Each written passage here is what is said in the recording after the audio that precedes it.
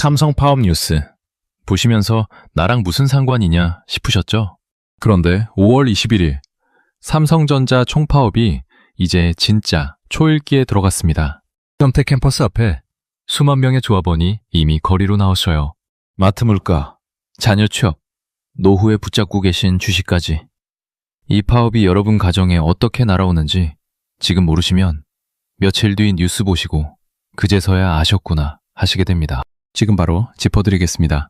삼성전자 노조가 갑자기 이렇게 강해진 건 아닙니다. 이 이야기의 시작은 2024년 여름으로 거슬러 올라가요. 그해 삼성전자 창사 이후 처음으로 파업이 벌어졌습니다. 하지만 그때는 참여 인원도 많지 않았고 생산이나 매출에 미친 영향도 크지 않았어요. 노조 입장에서는 뭔가 제대로 이뤄내지 못했다는 아쉬움이 남은 해였습니다. 그래서 이번엔 달라졌어요. 노조는 지난해부터 조합원을 대거 끌어모으기 시작했습니다. 그 결과 올해 초 삼성전자 역사상 처음으로 과반 노조 지위를 확보했어요. 전체 임직원의 절반 이상이 가입했다는 뜻이죠. 법적으로 회사를 대표하는 근로자 대표 지위까지 갖게 됐습니다. 처음으로 대등하게 싸울 힘이 생긴 거예요. 여기에 결정적인 타이밍이 맞아떨어졌습니다. 2026년 1분기 삼성전자 영업이익이 57조 2천억 원으로 사상 최대를 기록했어요.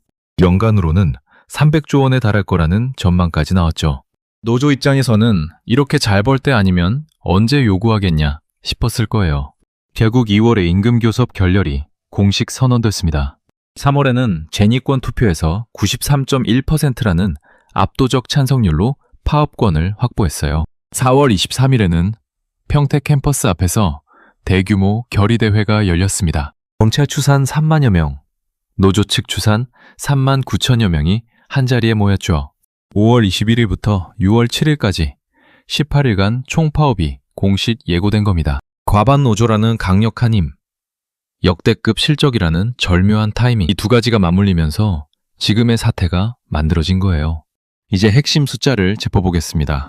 뉴스마다 45조 원이라는 숫자가 나오는데 이게 정확히 어떤 의미인지 먼저 아셔야 해요. 노조가 45조 원이라는 금액을 딱 정해서 내놓으라고 한 건 아닙니다.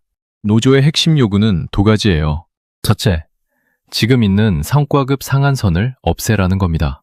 현재 삼성전자에는 초과 이익 성과급이라는 제도가 있는데 이 성과급이 연봉의 50%를 넘지 못하도록 묶여 있어요. 노조는 이 상한선 자체를 폐지하라고 요구하는 거죠. 둘째는 성과급 계산 방식을 바꾸라는 겁니다. 지금은 경제적 부가가치라는 복잡한 지표로 계산되는데 이 방식이 불투명하다는 게 노조의 주장이에요. 흑자를 내는 부서가 오히려 이 지표 때문에 성과급이 줄어드는 일이 생긴다는 거죠. 대신 영업이익의 15%를 성과급 재원으로 못 박자는 게 노조의 아닙니다. 그렇다면 45조 원은 어디서 나왔느냐? 올해 삼성전자 연간 영업이익이 300조 원에 달할 거라는 증권가 전망치에 15%를 곱하면 45조 원이 나옵니다. 즉, 실적이 그만큼 됐을 때 나올 수 있는 이론적 최대치예요. 노조가 45조 원을 내놓으라고 한 게 아니라 제도를 이렇게 바꾸면 결과적으로 이 수치가 나온다는 계산인 거죠. 이게 어느 정도 규모인지 감이 잘 안 오신다면 이렇게 비교해 드릴게요.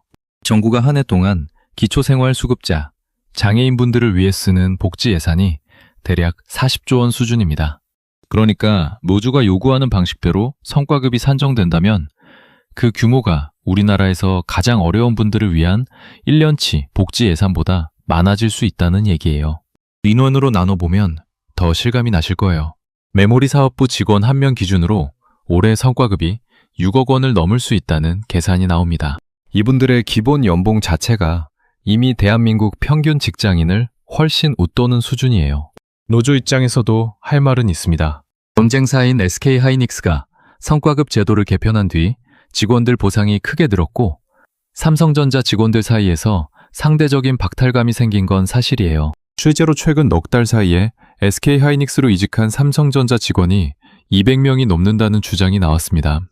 SK하이닉스가 올해 1분기에 매출 52조 5천억 원, 영업이익 37조 6천억 원을 기록하며 승승장구하고 있는 것도 이 분위기를 더 자극하고 있어요. 사측도 손 놓고 있던 건 아닙니다. SK 하이닉스보다 더 많이 주겠다며 보상 방안을 내놨고 상한선을 넘는 특별 포상도 검토하겠다는 입장을 밝혔어요. 그런데 노조가 원하는 건 일회성 보상이 아니라 제도 자체를 영구적으로 바꾸는 거죠. 협상은 이 지점에서 막혀버렸습니다. 법조계에서는 대법원이 성과 인센티브의 임금성을 인정하지 않은 상황에서 성과급을 이유로 파업을 추진하는 건 과도한 쟁의 행위라는 지적이 나오고 있어요. 노사 중 어느 한쪽이 완전히 옳다고 단정하기 어려운 구조적인 갈등이 쌓인 사태입니다. 그러나 이 갈등의 결과가 삼성전자 안에서만 끝나지 않는다는 게 문제예요. 사측이 올해 계획한 설비 투자 규모만 110조 원이 넘습니다. 성과급으로 나눠줄 돈이 늘어날수록 미래 기술 경쟁에 쏟아야 할 투자 여력은 그만큼 줄어드는 구조인 거죠. 노조가 파업을 예고하자 삼성전자도 가만히 있지 않았습니다. 4월 16일 삼성전자는 수원지방법원에 위법 쟁의행위 금지 가처분을 신청했어요. 반도체 공장이 돌아가려면 꼭 남아있어야 하는 사람들을 법적으로 파업에서 빼달라는 요청이죠. 이 서류의 부속 명단이 공개되면서 업계가 발칵 뒤집혔어요. 삼성전자가 필수 인력으로 지정한 인원이 143개 파트 소속 2031명이었거든요. 뭉뚱그려서 반도체 부서라고 한 게 아니에요. 파트별로 구체적으로 누구누구는 파업에 참여하면 안 된다고 법원에 못을 박은 겁니다. 이게 노조한테 왜 타격이 크냐면요. 파업은 핵심 인력이 빠져야 효과가 있기 때문이에요.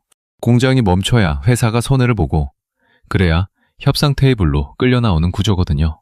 가처분이 받아들여지면 핵심 인력들이 파업에 참여하지 못하게 됩니다. 노조가 집회를 해도 공장은 멀쩡히 돌아가는 그림이 될 수 있는 거죠. 노조는 즉각 반박했어요.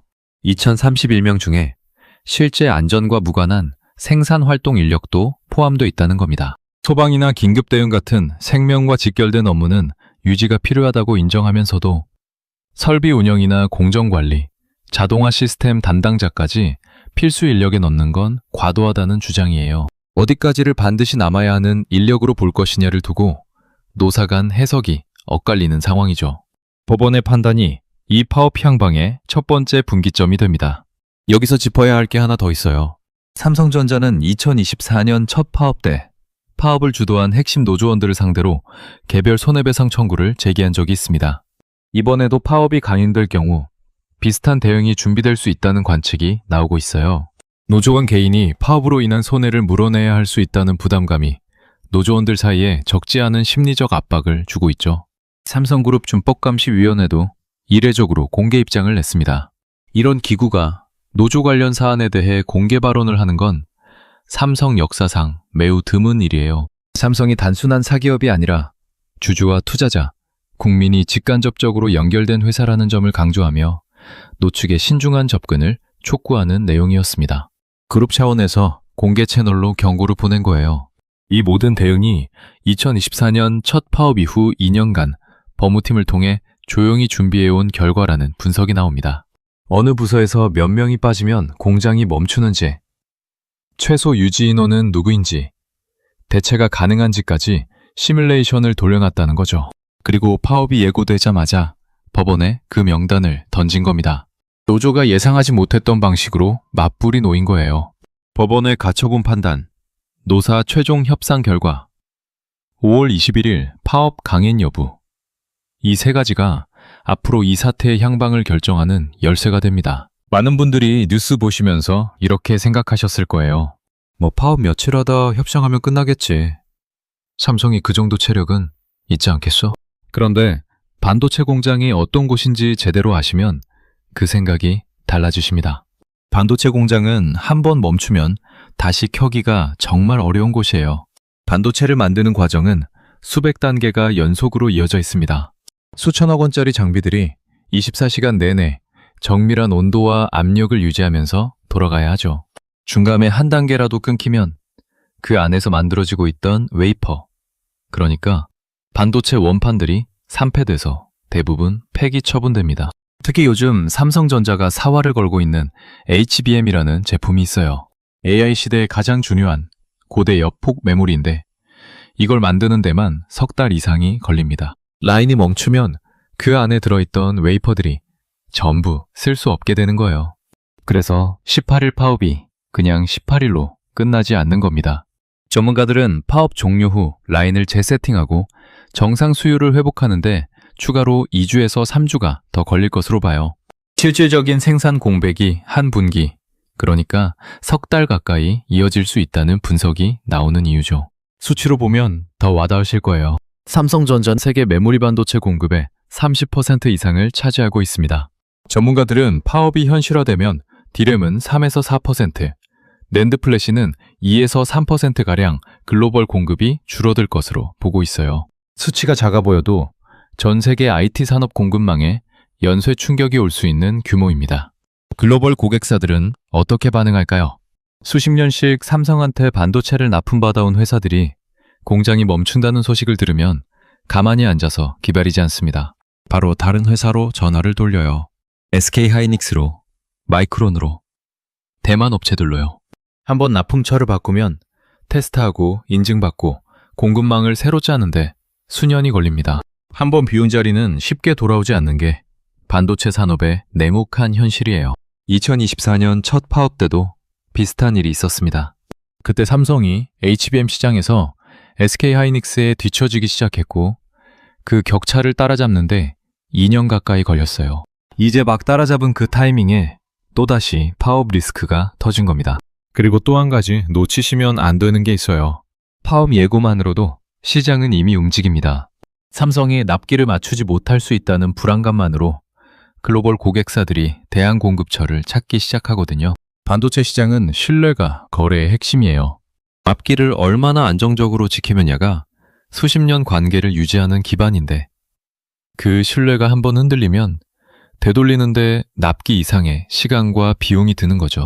이번 파업이 단순한 내부 임금 다툼을 넘어선 문제라고 하는 이유가 바로 여기 있습니다. 삼성이 외부에서 칼을 뽑은 이야기는 해드렸죠. 그런데 이번엔 노조 안쪽에서 균열이 생기고 있다는 이야기를 해드려야겠습니다.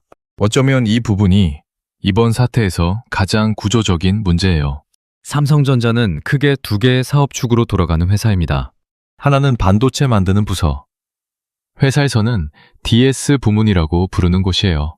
또 하나는 냉장고, 세탁기, 갤럭시 스마트폰 만드는 부서. DX 부문이라고 하죠. 여러분, 집에 있는 삼성 냉장고나 갤럭시 폰이 여기서 나오는 겁니다. 그런데 요즘 이 두 부서 사이에 하늘과 땅만큼 차이가 벌어졌어요. 반도체 부서는 AI 열풍 덕분에 역대 최고 실적을 찍고 있습니다.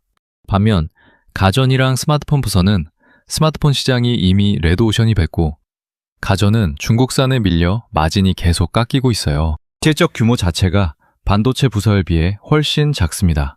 자, 그런데 파업을 주도하는 과반노조 조합원의 대다수가 반도체 부서 직원들이에요. 노조가 요구하는 영업이익 15% 성과급 방식이 그대로 적용되면 실적이 좋은 반도체 부서 직원들은 성과급이 크게 올라가죠. 하지만 가전이나 스마트폰 부서 직원들은 오히려 지금보다 성과급이 줄어드는 구조가 될 수 있어요. 같은 회사, 같은 노조인데 한쪽은 성과급이 수억 원씩 오르고 다른 한쪽은 깎이는 상황이 생기는 겁니다. 가전이나 스마트폰 부서 직원들 사이에서 불만이 터져나오는 이유가 여기 있어요. 직장인 익명 커뮤니티에는 반도체 노조의 요구에 반대하는 글들이 줄줄이 올라오고 있습니다. 같은 노조원들 사이에서 내분이 일어나고 있는 거예요. 이걸 노노 갈등이라고 부르는데 외부의 압박보다 내부 균열이 더 치명적일 때가 많죠. 여기에 개인정보 유출 사건도 터졌습니다. 삼성전자는 4월 13일 특정 부서 단체 메신저방에서 수십 명의 부서명, 성명, 사번, 조합 가입 여부 등이 기재된 명단 자료가 전달된 사실을 확인했다며 경찰에 정식 수사를 의뢰했어요. 조합 가입 여부를 파악해 파업 참여 관리에 활용하려 했을 가능성이 있다는 의심이 나왔습니다. 이 사건으로 노조를 바라보는 시선이 더 싸늘해졌어요. 노조는 총파업 불참 조합원 사업부에 대해 임금 협상 혜택에서 배제하겠다는 메시지도 내놨습니다.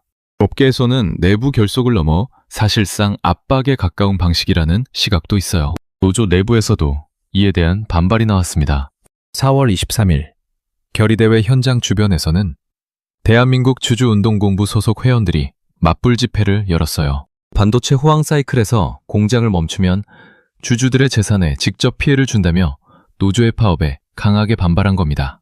노조를 향한 비판이 내부 직원들 사이에서도 외부 시민들 사이에서도 동시에 터져나오는 상황이에요. 결국 이번 사태는 단순한 노사 임금 다툼이 아닙니다. 삼성전자 내부 부서 간 이해관계 충돌, 노조 활동 방식에 대한 논란, 주주와 시민들의 시선까지 복잡하게 얽혀 있어요. 어느 한쪽이 완전히 옳다고 단정하기 어려운 이유가 바로 여기에 있습니다.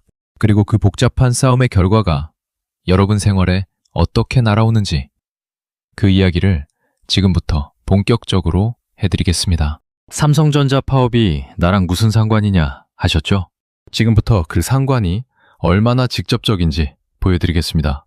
총 4장의 청구서가 순차적으로 날아옵니다. 오늘은 그중 2장을 먼저 보여드릴게요. 첫 번째 청구서는 물가입니다. 삼성전자 반도체 공장이 제대로 돌아가지 못하면 메모리 반도체 공급이 줄어들어요. 이 반도체를 사다가 완제품을 만드는 회사들이 문제가 됩니다.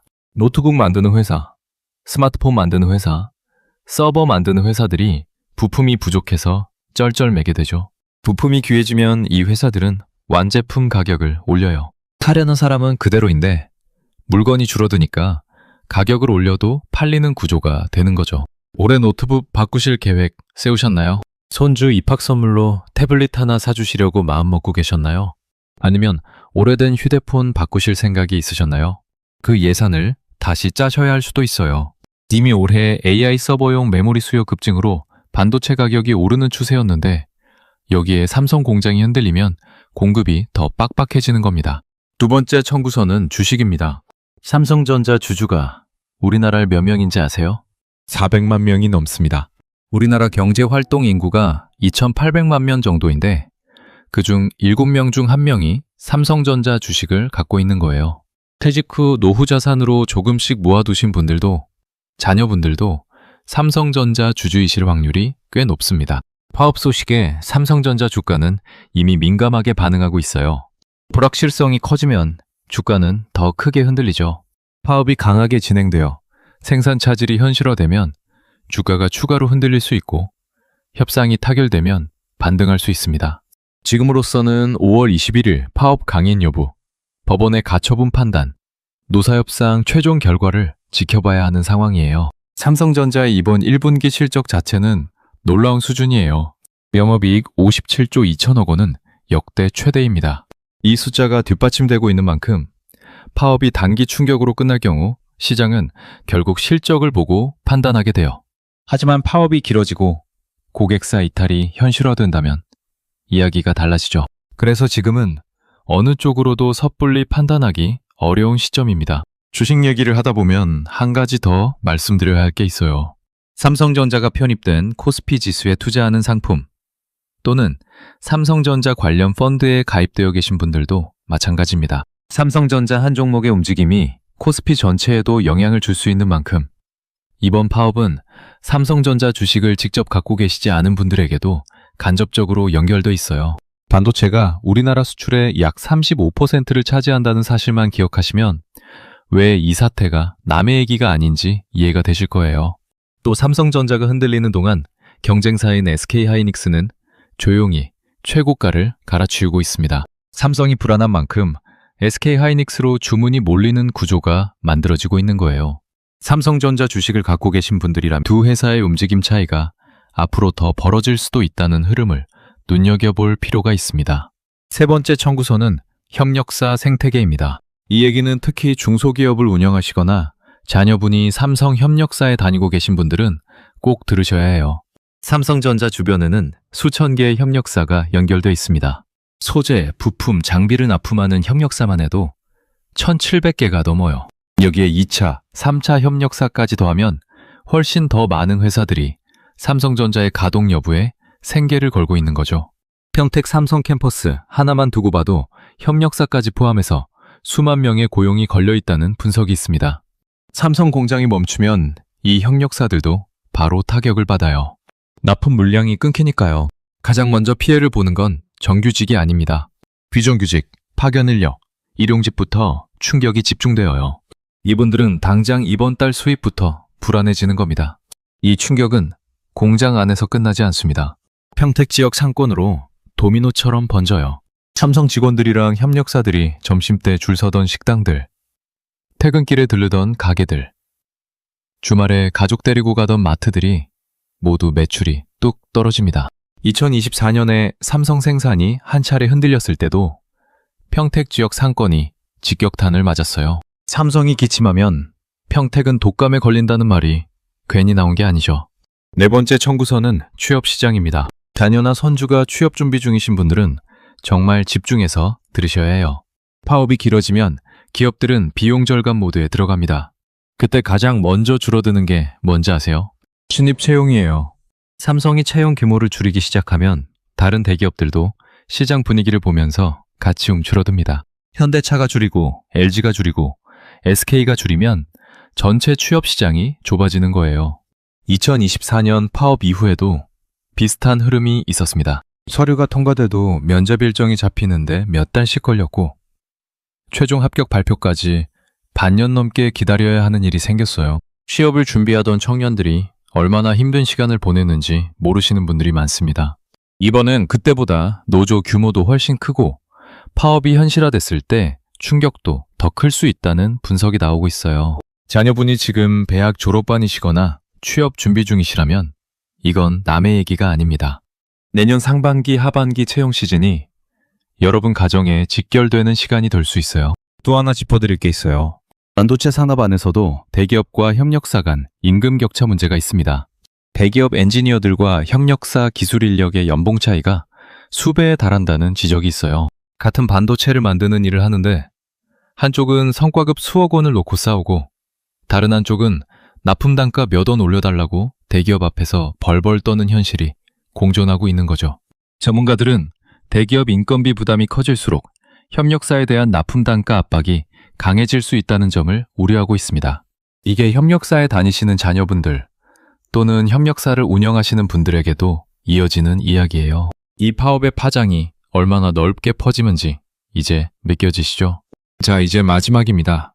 이 싸움에서 가장 큰 반사 이익을 누리는 곳이 어디냐는 얘기를 먼저 해드릴게요. 바로 SK 하이닉스입니다. 삼성전자가 파업 리스크로 헤드라인을 장식하는 동안 SK 하이닉스는 조용히 최고가를 갈아치우고 있어요. 2024년 첫 파업 때도 삼성이 흔들리는 사이에 SK 하이닉스가 엔비디아와 HBM 공급 관계를 더욱 공고히 했습니다. 삼성이 그 격차를 따라잡는데 2년이 걸렸어요. 이제 막 따라잡은 그 타이밍에 또다시 파업이 터진 겁니다. SK 하이닉스는 올해 1분기에 매출 52조 5천억 원, 영업이익 37조 6천억 원을 기록했어요. 영업이익률이 71.5%로 제조업체로서는 전례 없는 수치입니다. 삼성이 내부 갈등으로 힘을 쏟는 동안 SK 하이닉스는 황금 같은 시간을 보내고 있는 거죠. 여기에 미국의 마이크론이라는 회사도 조용히 점유율을 넓혀가고 있어요. 대만 언론들도 삼성전자 생산 차질이 현실화하면 대만 반도체 기업들이 가격 협상력을 끌어올리며 반사이익을 누릴 수 있다고 보도했습니다. 전 세계 메모리 3사 가운데 삼성만 홀로 파업 리스크를 짊어지고 있는 모양새예요. 그렇다면 이 상황에서 이 사태를 어떻게 바라봐야 할까요? 전문가들은 이 갈등의 핵심 원인을 정보 비대칭 문제에서 찾습니다. 회사는 실제 지급 여력을 보수적으로 제시하고 노조는 파업 효과를 과장하는 과정에서 협상이 비합리적으로 흘러간다는 분석이에요. 경제학에서는 이를 힉스 패러독스라고 부르기도 합니다.